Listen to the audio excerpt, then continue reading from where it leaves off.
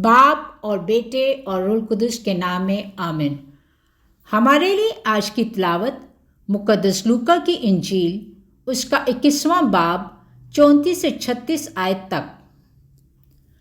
बस अपने आप को संभालो, ऐसा न हो कि तुम्हारे दिल अय्याशी और नशाबाजी और इस जिंदगी के फिक्रों से सुस्त हों और वो दिन तुम पर फंदे की तरह नागहां आ पड़े, क्योंकि वो रूए ज़मीन के तमाम बाशिंदों पर आ पड़ेगा।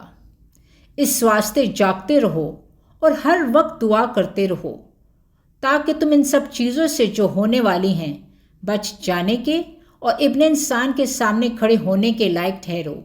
इंजील मुकद्दस के पढ़े और सुने जाने पर खुदावंद की बरकत हो, खुदा का शुक्र हो।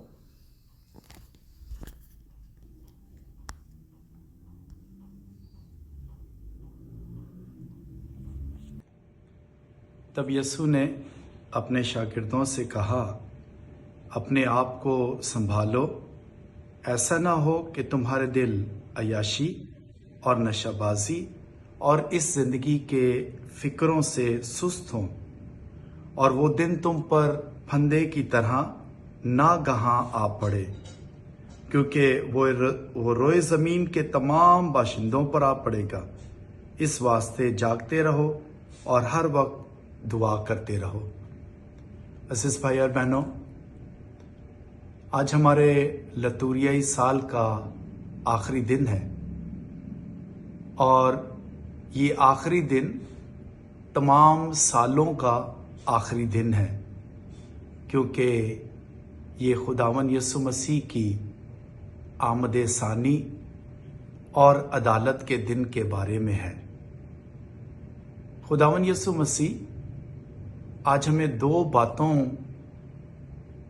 से दूर रहने और होशियार रहने की तालीम देते हैं, ताकि हम अपने आप को खुदावंद के दिन के लिए तैयार कर सके।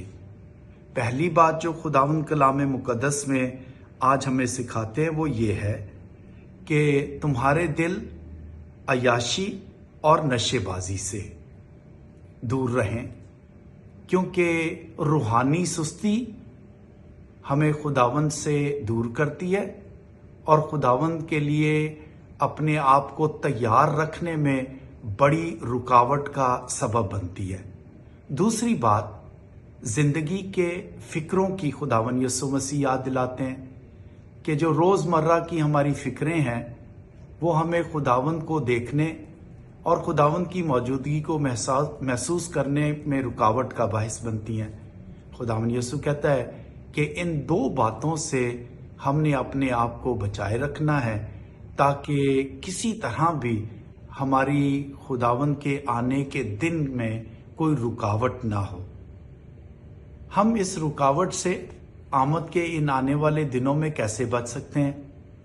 तो खुदावंद याद दिलाते हैं कि जागते रहो और दुआ करते रहो।